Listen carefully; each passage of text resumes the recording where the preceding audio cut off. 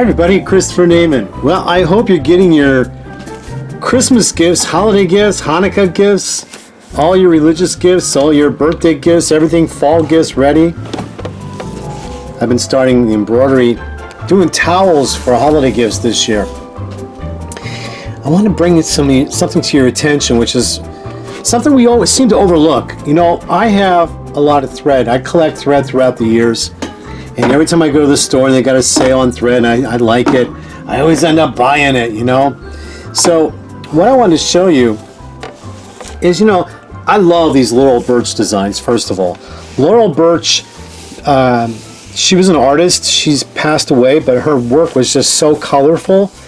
And you can still get her designs. These designs have been out a long time. All you got to do is look up Laurel Birch embroidery designs on Google, and then the sites will come up that are licensed to carry her designs. But they're very colorful.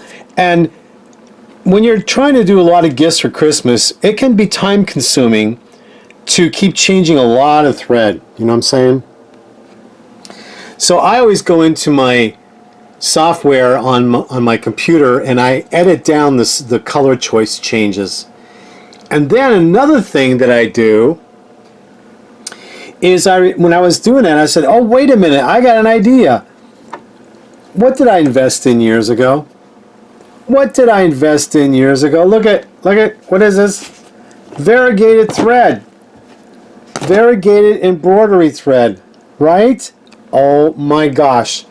How could we forget all that beautiful variegated embroidery thread? Look at even this one. Look at that. Another one here. How do we even forget? So if you look at the color changes in this was the variegated, which was this color right here. That's really neat to see what it looks like when it gets stitched out. But this will cut back on your color changes and give you real creative look, which is what Laurel Birch was all about, was very creative colors. You can change any color and do what you want, you know. Anyway, so I saw a post a while ago. Someone was always asking me, what do I use for my stabilizers and stuff, and I can't tell you enough how much I say Google, go to Google, go all this and that. But you know, I'm going to go through a few things for you. So first of all, let me set this up in a tripod. I want to go over a couple things.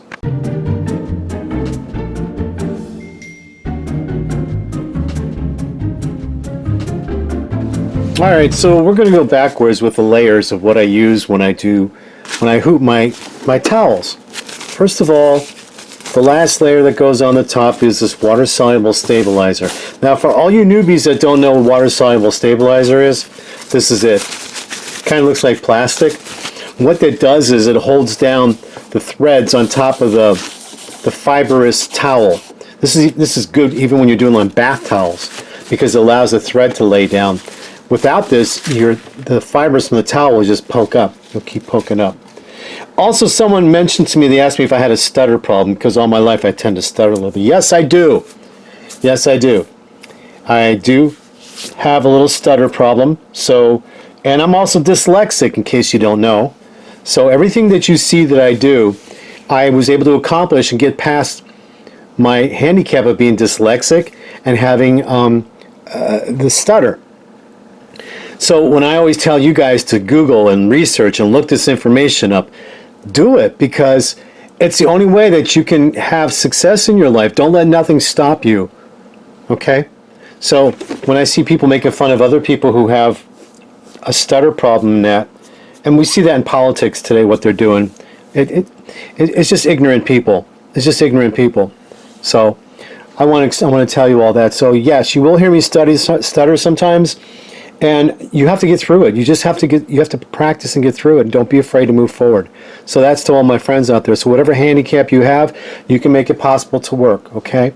All right, just like these machines today, they have a start and stop button. So if you can't use your legs or your feet to sew, you have a start and stop button, and then you have a speed control button.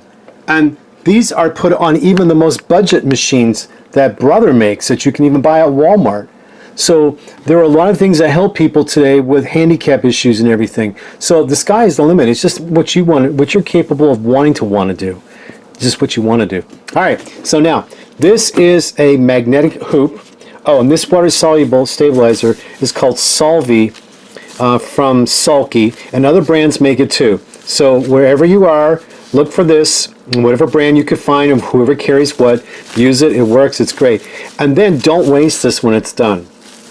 Do not waste this. Put all your scraps in a baggie. When you have enough scraps, a good baggie size, put it in a bowl of warm water and stir it up until it dissolves, and this will turn into starch, liquid starch. So when you iron your clothes or your fabric for quilting, you'll have starch, or sizing. They call it sizing. But this is not to be wasted, okay? So there's dual purpose to this, okay? All right, so this is the magnetic hoop, which is from Dime, Designs and Machine Embroidery. They came out with this. The problem that people are having with these are, they said sometimes it's hard to hoop. So I resolved that, and I showed you in my last video about taping, all the different tapes. So I'm going to have you watch that video. Go back on my YouTube channel and watch that video. But see, the double-sided tape sticks right to my fabric. So my fabric, whoops.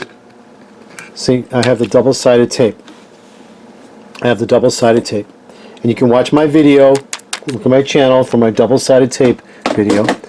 And what that does is, when the fabric is hooped, and it's in the magnetic hoop, and you put it down with the tape, this fabric will not shift on you. Especially a design that can be quite dense like this. Now, even though my Brilliant software lightened this density because I chose a medium weight terry cloth towel, you still want to make sure you have some extra support. Always, always extra support.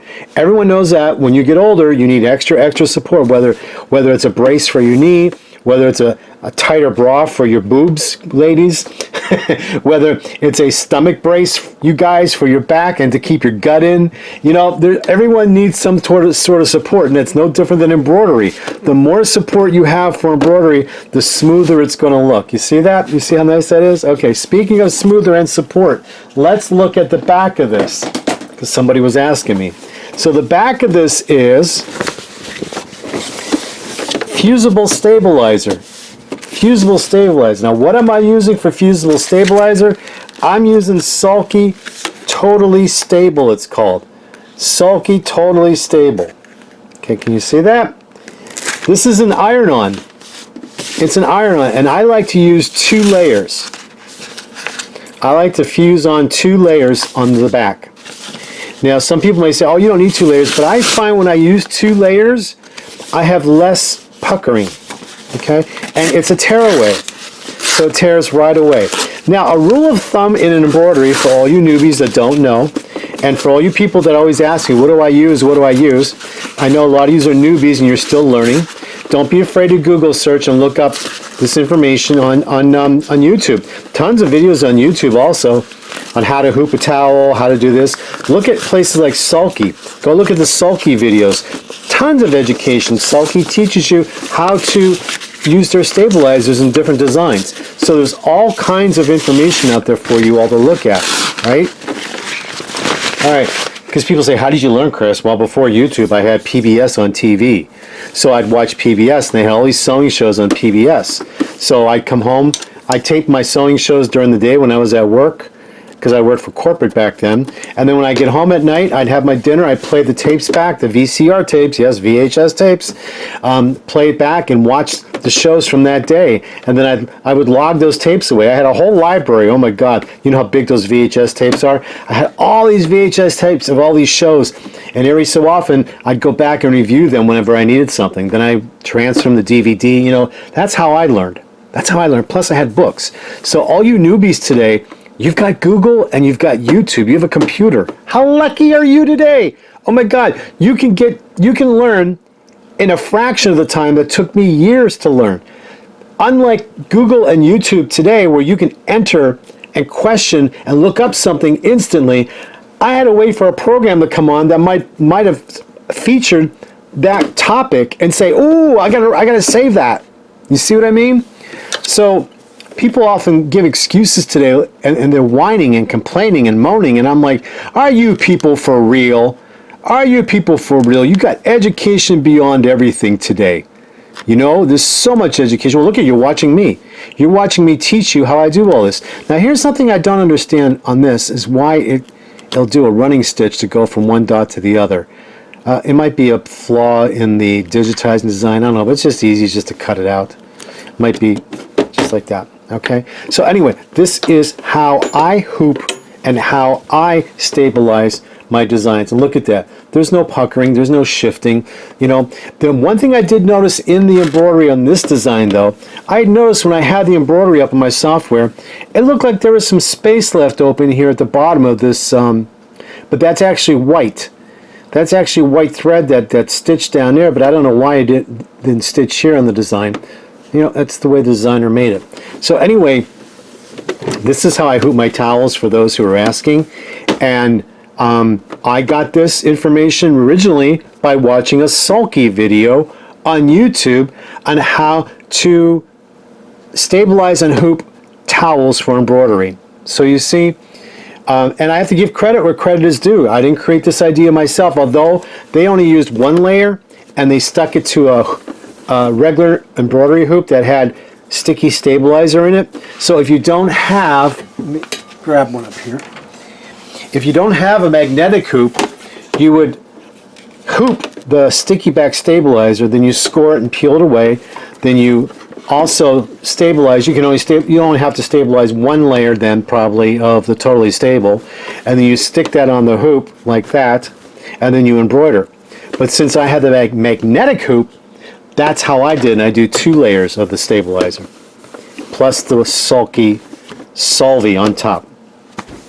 I hope that answers your questions. I did notice that question a couple times, actually about 3 or 4 times people asked me in the past, and I've been meaning to do a video, and I thought this was the perfect time to show everybody. So if you are still waiting, I apologize. I try to do everything I can, guys.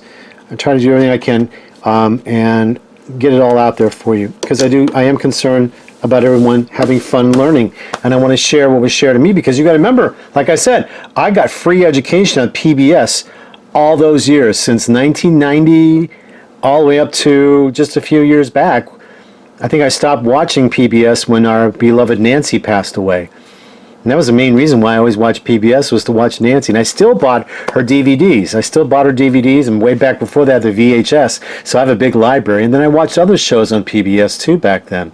So, and today you guys, you've got YouTube, you've got Google to look up information, and you have that Craftsy. Craftsy's been through a couple owners already. I don't know what's going on with them, but I've watched things on Craftsy. I have friends that taught on Craftsy.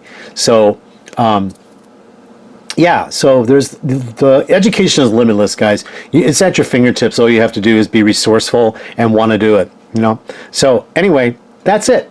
This is how you can stay self-sufficient and independent in your craft and get ahead and learn faster than I ever did. All right? Love you all. Take care.